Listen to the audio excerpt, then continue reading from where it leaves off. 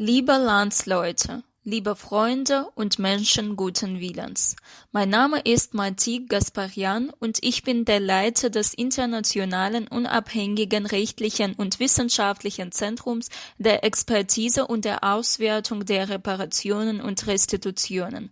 Unser Ziel ist die Durchführung der Inventarisation, Rechnungslegung, Analyse, qualitativen Bewertung und forensischen Untersuchung der materiellen und immateriellen Schaden und Verluste für Reparationen und Restitutionen aufgrund des Völkermords gegen Armenier. Das internationale, unabhängige rechtliche und wissenschaftliche Zentrum der Expertise und der Auswertung der Reparationen und Restitutionen hat den Appell der Leiterin der Internationalen Frauenorganisation von Hamschenen Armenien, Hamschenka, der Abgeordneten des Parlaments von Westarmenien, Saida Oganyan, über die Verleihung des Friedennobelpreises 2020 an Karো Pajljan unterstützt und sich selbst ans Nobelkomitee mit der Bitte gewendet, dem Abgeordneten der Türkei von der pro-kurdischen Demokratischen Volkspartei gewählt,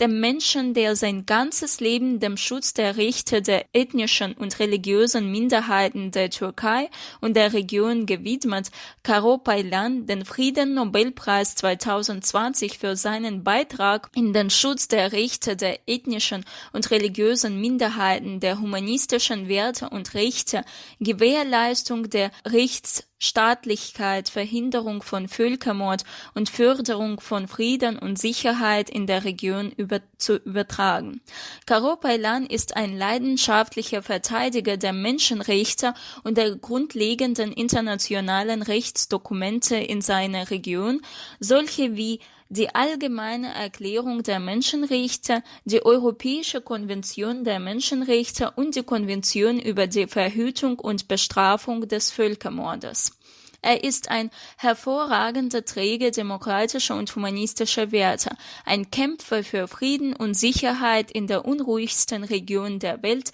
im Nahen Osten. Von der Tribüne des Parlaments der Türkei haltet er die Reden, in denen er die aggressive Politik der Türkei und ihre militärische Intervention in benachbarte souveräne Staaten und insbesondere die Durchführung umfassender Militäraktionen im Irak und in Syrien beurteilt. Pajljan ist einer der wenigen, der offen gegen die Gewaltherrschaft von Recep Erdogan vorgeht und der die Last des Schutzes der humanistischen Werte, der demokratischen Institutionen, nationalen und religiösen Minderheiten übernommen hat. Sein Kampf für Frieden in der Region und in der Welt ist ein Symbol der freien, friedlichen Zukunft der Region. Er hat einen großen Beitrag in die Schaffung des Friedens, der Toleranz zwischen den Menschen verschiedener religiösen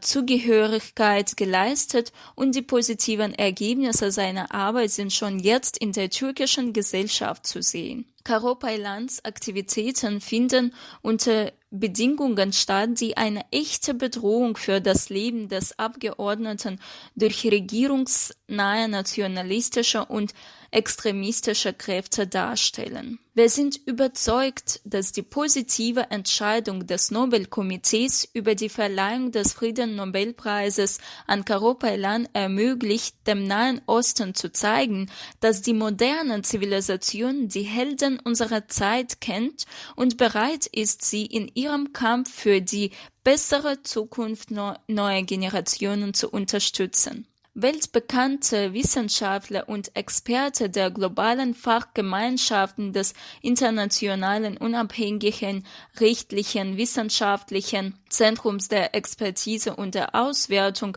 der Reparationen und Restitutionen wenden sich an alle humanitären wissenschaftlichen internationalen Organisationen, an alle Vertreter der wissenschaftlichen Welt und der akademischen Kreisen und bitten sie, getrennt oder zusammen die Initiative der Leiterin der Internationalen Frauenorganisation von Hamschenen, Armenien, Hamschenka, der Abgeordneten des Parlaments von Westarmenien, Saida Oganyan, über die Verleihung des Friedennobelpreises 2020 an Karো Пайляна zu unterstützen und sich daran anzuschließen. Das internationale, unabhängige, rechtliche und wissenschaftliche Zentrum der Expertise und der Auswertung der Reparationen und Restitutionen ist überzeugt, dass die positive Entscheidung des Nobelkomitees einen wesentlichen Beitrag in die Schaffung des Friedens in der unruhigsten Region unserer Welt, und zwar am Nahen Osten, leisten wird,